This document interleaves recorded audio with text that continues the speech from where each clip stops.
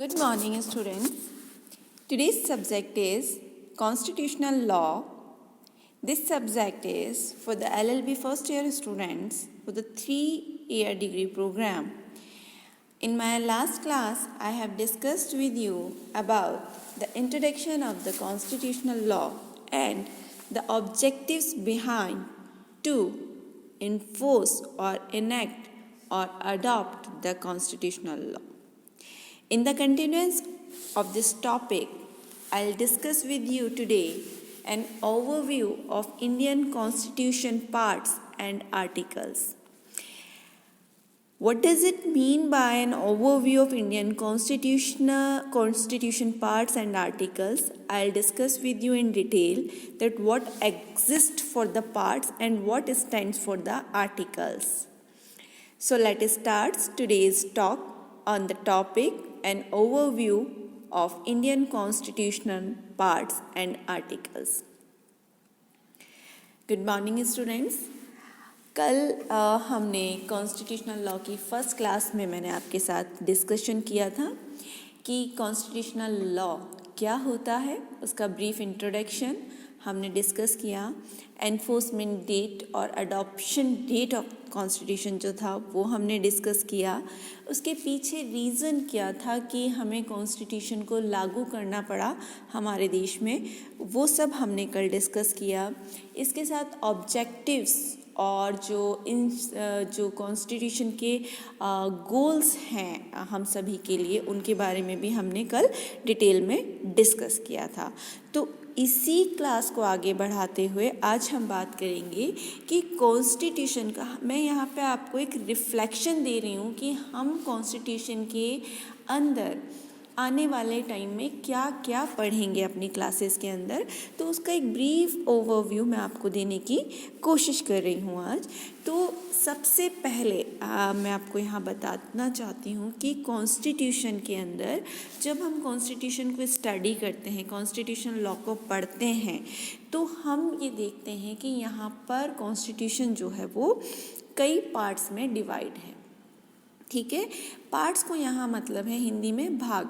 मतलब कॉन्स्टिट्यूशन को हमने इस तरीके से बनाया है कि हर एक भाग की अपनी विशेषता है और उस हर एक भाग के अंदर अनेक आर्टिकल लिखे गए हैं. आर्टिकल को हिंदी में बोलते हैं अनुच्छेद. ठीक है, ये लॉ की लैंग्वेज है. अब आपने एलएलबी में एडमिशन लिया है तो हमें धीरे धीरे ये लैंग्वेज सीखनी होगी कि हम प्रॉपर वे में किस तरीके से इसे प्रोनाउंस करते हैं, किस तरीके से हम इसे लिखते हैं.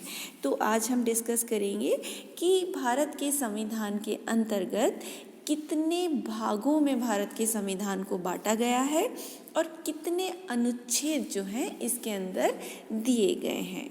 तो देखिए, the original text of the constitution contain 395 articles in 22 parts and 8 schedules.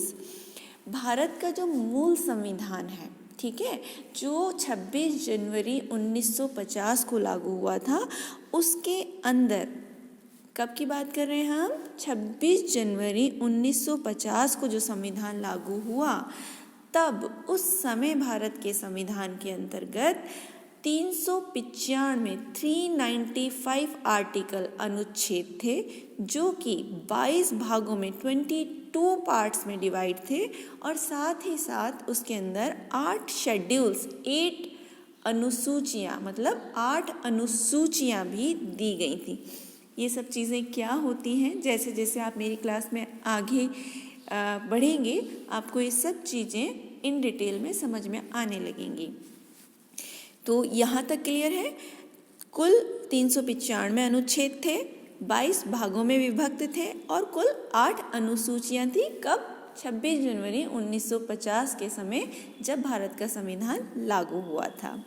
ठीक है, इसीलिए 26 जनवरी को हम रिपब्लिक डे क्यों मनाते हैं? क्योंकि उस दिन हमारा संविधान लागू हुआ और संविधान में भारतवर्ष को गणतंत्र राज्य के रूप में माना गया है. इसीलिए हम गणतंत्र दिवस के रूप में 26 जनवरी को सेलिब्रेट करते हैं. ठीक है।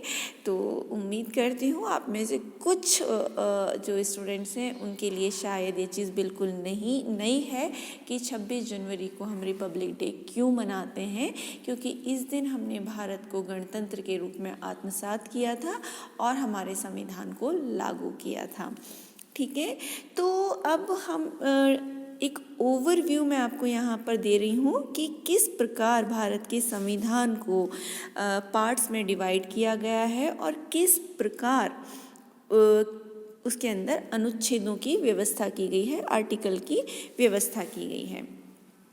तो जो सबसे पहला पार्ट है हमारा वो है the union and it's territory, मतलब संघ और उसकी राज्य और उसका क्षेत्र, मतलब भारत जो है उसके अंदर कितने राज्य होंगे, उनकी टेरिटरी, उनका जो क्षेत्राधिकार होगा वो कहाँ तक होगा, इन सब के बारे में संविधान के भाग 1 के अंतर्गत बताया गया है। किसके अंदर? संविधान के भाग 1 में बताया गया है और इसकी व्याख्या की गई है अनुच्छेद 1 से लेकर के 4 तक। ठीक है, तो ये हमें ध्यान रखना चाहिए कि यूनियन एंड इट्स टेरिटरीज़ के बारे में जो प्रोविजंस हैं वो पार्ट 1 में दिए गए हैं, आर्टिकल 1 to 4। ओके, ये सब चैप्टर्स हम डिटेल में पढ़ने वाले हैं, सो डोंट वरी। अभी मैं आपको सिर्फ एक ओवरव्यू दे रही हूँ कि कॉन्स्टिट्यूशन में हम क्या पढ़ेंगे आने वाले टाइम में। और सेकंड पार्ट जो है वो है हमारा सिटीजनशिप, मतलब नागरिकता का। तो नागरिकता से संबंधित जितनी भी प्रावधान हैं वो पार्ट 2 में दिए गए हैं और इसके लिए आर्टिकल जो है वो है आर्टिकल 5 to 11।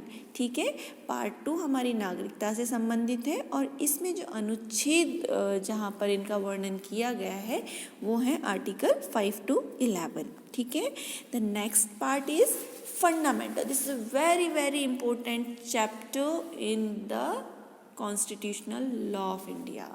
तो जितनी भी हम अपने अधिकारों की बात करते हैं ना, हम आए दिन बोलते हैं ये मेरा अधिकार है, मैं इस अधिकार की मांग करता हूँ। जितने भी कोर्ट में केसेस होते हैं सारे के सारे केसेस अधिकारों पर बेस्ड होते हैं कि हम किसी ना किसी अधिकार को वहाँ पर मांग रहे होते हैं। तो वो अधिकार हमें कौन देता है, किसने गारंटी की कि ये अधिकार आपको मिलेगा और किसने गारंटी नहीं की कि ये अधिकार आपको नहीं मिलेगा। तो इन सभी अधिकारों का जो अस्तित्व है वो हमें प्रदान करता है कॉन्स्टिट्यूशनल लॉ ऑफ इंडिया। तो देखिए कॉन्स्टिट्यूशन लॉ ऑफ इंडिया पढ़ना कितना ज़्यादा ज़रूरी है और कितनी इम्पोर्टेंस रखता है ये हमारी लाइफ में। इस बात का पता इसी से चलता है कि हमें जितने भी अधिकार दिए गए हैं वो भारत के संविधान से ही प्राप्त हैं। और भी कई तरीके के अधिकार होते हैं जो मैं आपको बताऊंगी, जो हमें जन्म से भी मिलते हैं, बट ओवरऑल जितने भी अधिकार हैं उन सब को संविधान ने कवर कर लिया है फंडामेंटल राइट्स के नाम पर। ठीक है, तो ये पार्ट 3 में दिया गया है और ये आर्टिकल 12 to 35 डिस्क्राइब है। Okay, next part is very important to governance the nation. ठीक है, डायरेक्टिव प्रिंसिपल, इसको हम बोलते हैं नीति निर्देशक तत्व। नीति निर्देशक तत्व जो होते हैं वो क्या काम करते हैं? नीति निर्देशक तत्वों का काम होता है देश का शासन सुचारू रूप से चलाया जा सके, इस बात की व्यवस्था करना। ठीक है, कि देश का शासन कैसे चलेगा, इस बात का निर्धारण करने के लिए जो सिद्धांत विहित किए गए हैं उन्हें हम बोलते हैं डायरेक्टिव प्रिंसिपल्स। और ये पार्ट 4 में दिए गए हैं आर्टिकल 36 से लेकर के 51 तक। इन्हें भी हम बहुत डिटेल में आने वाले चैप्टर्स में पढ़ेंगे। ये आपके लिए एक ओवरव्यू है ताकि आपको पता रहे कि किस पार्ट में क्या दिया गया है और हमें उसके अंदर क्या पढ़ना है और किस अनुच्छेद से लेकर किस अनुच्छेद तक उसे मतलब समराइज किया गया है, बांधा गया है उस चैप्टर के अंदर। The next part is fundamental duties, part 4A। ठीक है, पार्ट 4A जो है वो हमारे मौलिक कर्तव्यों, फंडामेंटल ड्यूटीज से रिलेटेड। देखिए, जब आप अधिकार की बात करते हैं तो जो आपने किसी के लिए कोई अधिकार मांगा कि मेरा अधिकार है कि मुझे शिक्षा प्राप्त हो, शिक्षा का अधिकार। 6 से 14 साल के बच्चों को हम सभी जानते हैं शिक्षा का मौलिक अधिकार है। RTE आप जानते ही हैं कि right to education, free education जो गवर्नमेंट दे रही है 6 से 14 साल के बच्चों को, वो किस लिए है? वो अधिकार दिया गया है, ठीक है। तो जब आपको अधिकार दिया है तो कर्तव्य भी तो होते हैं ना। तो आप ये कर्तव्य क्या हैं, इन कर्तव्यों का वर्णन कहाँ है, ये हमें बताता है संविधान का भाग 4A, जहाँ पर मौलिक कर्तव्यों को डिटेल में समझाया गया है। क्योंकि देखिए, जैसे एक सिक्के के 2 पहलू होते हैं, हेड एंड टेल, राइट, वैसे ही अधिकार और कर्तव्य भी एक सिक्के के 2 पहलू हैं। मेरा जो अधिकार है वो आपका कर्तव्य होगा और आपका जो अधिकार है वो मेरा कर्तव्य होगा। फॉर एन एग्जाम्पल, आपको अधिकार है, आपने LLB में एडमिशन लिया है कि आपको लॉ के LLB फर्स्ट ईयर के जितने भी सब्जेक्ट हैं वो पढ़ाए जाएं, ठीक है, ये आपका अधिकार बनता है। और being a teacher of the law college, of this college, जितने भी हम लोग यहाँ पर टीचर्स हैं, जिन्हें भी जो जो सब्जेक्ट असाइंड हुए हैं, हम सभी का आपके प्रति ये कर्तव्य है कि हम आपको उस सब्जेक्ट आपकी क्षमता के अनुसार समझाएं, मतलब उस लेवल पर जाकर समझाएं कि वो आपको समझ में आ जाए। तो पढ़ाना हमारा कर्तव्य हुआ और पढ़ना आपका अधिकार हुआ। लेकिन अगर मैं इसे रिवर्स कर दूं, मान लीजिए आपका क्या कर्तव्य हुआ और मेरा क्या अधिकार हुआ, तो मेरा अधिकार हुआ कि मेरी क्लास में जो स्टूडेंट हैं वो अटेंटिवली बैठें, फिजिकली और मेंटली प्रेजेंट हों। ऐसा नहीं है कि हम मोबाइल में कुछ देख रहे हैं और क्लास में बस मैम के डर से बैठे हुए हैं, ऐसा नहीं होना चाहिए। आपको डिसिप्लिन मेंटेन करते हुए क्लास में अटेंटिवली बैठना, अपनी प्रेजेंट जो आपकी 75% का जो मिनिमम रिक्वायरमेंट है वो आपको देना होगा। ये मेरा अधिकार है, ठीक है, कि अगर आप मेरी क्लास में प्रेजेंट नहीं हैं तो मैं आपको एब्सेंट मार्क कर सकती हूँ, ये मेरा अधिकार है, राइट। और आपका कर्तव्य क्या हुआ? अब सेम रिवर्स में आप जाकर देखिए, आपका कर्तव्य हुआ कि आपने कॉलेज का फॉर्म भरते हुए जो पॉलिसीज़ पर एक्सेप्टेंस दी है कि आप रेगुलरली कॉलेज आएंगे, क्योंकि एक रेगुलर डिग्री प्रोग्राम है, आप रेगुलर क्लासेस अटेंड करेंगे, आप डिसिप्लिन मेंटेन करेंगे, आप एंटी रैगिंग का जो हमने सर्टिफिकेट आपसे लिया है, आप ऐसी किसी भी एक्टिविटी में पार्ट नहीं लेंगे। ये सब आपकी ड्यूटीज़ हैं, राइट। तो बिल्कुल भी ऐसा ना सोचें कि केवल आपके पास अधिकार है और हमारे पास कर्तव्य। जी नहीं, मैंने आपको बताया राइट एंड ड्यूटीज़ एक सिक्के के 2 पहलू हैं और दोनों साइमल्टेनियसली चलते हैं, एक के बिना दूसरे का अस्तित्व ही नहीं होता, ठीक है। तो फंडामेंटल ड्यूटीज़ के बारे में जो प्रोविजंस दिए गए हैं वो है आर्टिकल 51A में। तो आज मैंने आपको जो ओवरव्यू एक बताया है कि भारत के संविधान के अंदर, मूल संविधान में 395 अनुच्छेद थे जो 22 भागों में विभाजित थे और 8 अनुसूचियां उसके साथ दी गई थी।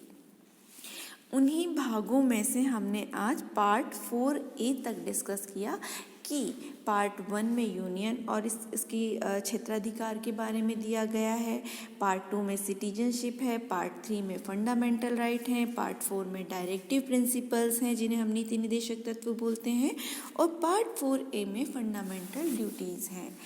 तो ये सब जो है आज हमने आपके साथ डिस्कस किया। होप आपको आज का इतना टॉपिक समझ आया होगा। So thank you very much for today's lecture.